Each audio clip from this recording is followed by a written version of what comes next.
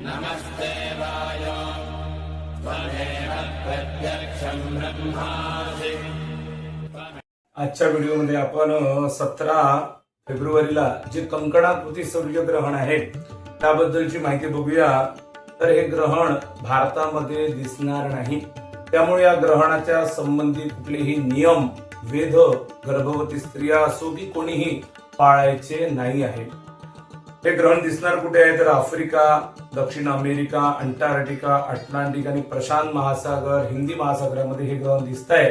भारतामध्ये हे ग्रहण दिसणार नाही, त्यामुळे 17 तारखेला म्हणजे माघ कृष्ण अमावस्येला जे सूर्यग्रहण आहे त्याचे कुठलेही वेध नियम पाळायचे नाही आहे। लगेच 15 दिवसानंतर म्हणजे होळीच्या दिवशी 3 मार्च 2026 ला खग्रास चंद्रग्रहण आहे। फाल्गुन शुक्ल पौर्णिमेच्या दिवशी मंगळवारी हे आहे। खग्रास चंद्रग्रहण हे भारतामध्ये दिसत आहे, त्यामुळे या ग्रहणाचे सर्व नियम आपल्याला पाळावे लागणार आहे। तर या ग्रहणाचा स्पर्श हा दुपारी 3:20 आहे। ग्रहणाचा मध्य हा 5:04 आहे। ग्रहणाचा मोक्ष हा संध्याकाळी 6:48 आहे। म्हणजे ग्रहण समाप्तीचा वेळ हा संध्याकाळी 6:48 आहे। मग हे ग्रहण भारतासह संपूर्ण आशिया, जपान, रशिया, मध्य पूर्व प्रदेश, ऑस्ट्रेलिया, न्यूझीलंड आणि संपूर्ण अमेरिका, कॅनडा, ग्रीनलँड, दक्षिण अमेरिका आणि अंटार्क्टिकाच्या काही प्रदेशामध्ये हे ग्रहण दिसणार आहे। हे चंद्रग्रहण भारतामध्ये ग्रस्तोदित दिसणार आहे। आता ग्रस्तोदित म्हणजे चंद्राचा उदय जेव्हा होणार आहे तेव्हाच ग्रहण त्याला लागलेले असणार आहे, म्हणून ग्रस्त असलेले चंद्रबिंब उदयास येणार आहे। भारतात कुठेही या ग्रहणाचा स्पर्श आणि मध्य दिसणार नाही, परंतु गुजरात मधील राजकोट, वेरावल, पोरबंदर, जामनगर, जुनागड आणि गांधीग्राम या प्रदेशामध्ये संध्याकाळी 6:48 नंतर सूर्यास्त आहे, त्यामुळे या प्रदेशामध्ये हे ग्रहण दिसणार नाही। ग्रहणाचे कुठलेही नियम इकडे पाळायची जरूरत नाही। ग्रहणाचा पुण्य काल केव्हा आहे तर चंद्रोदयापासून म्हणजे आपल्या गावच्या सूर्यास्तानंतर ग्रहणाच्या मोक्षापर्यंत पुण्य काल आहे। ग्रहणाचा मोक्ष संध्याकाळी 6:48 आहे।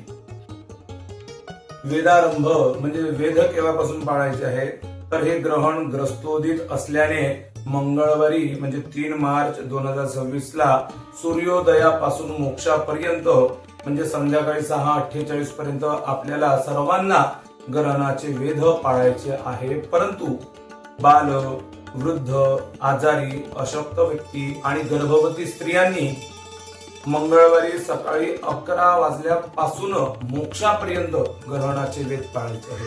म्हणजे 11 पर्यंत ते खाऊ शकतात, पाणी पिऊ शकतात, परंतु 11 ते संध्याकाळी 6:48 पर्यंत त्यांनी नियम पाळायचे आहे, वेद पाळायचे आहे।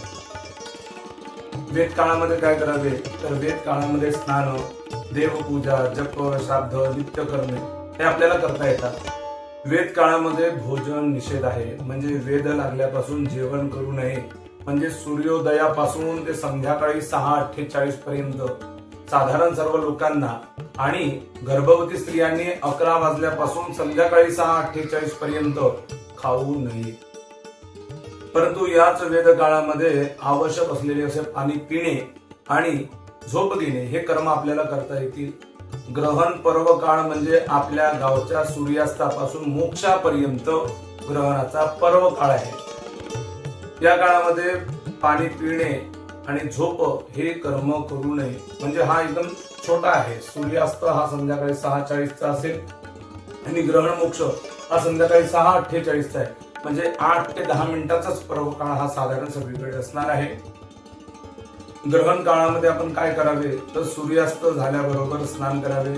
ग्रहण पर्व काळामध्ये देवपूजा, तर्पण, श्राद्ध, जप, होम, दान यापैकी आपल्याला जे शक्य आहे ते करायचे आहे। पूर्वी घेतलेल्या मंत्राचे पुरश्चरण चंद्रग्रहणात करावे। म्हणजे आपण कुठला गुरुमंत्र घेतलेला आहे तर त्याचा जप अवश्य करावा।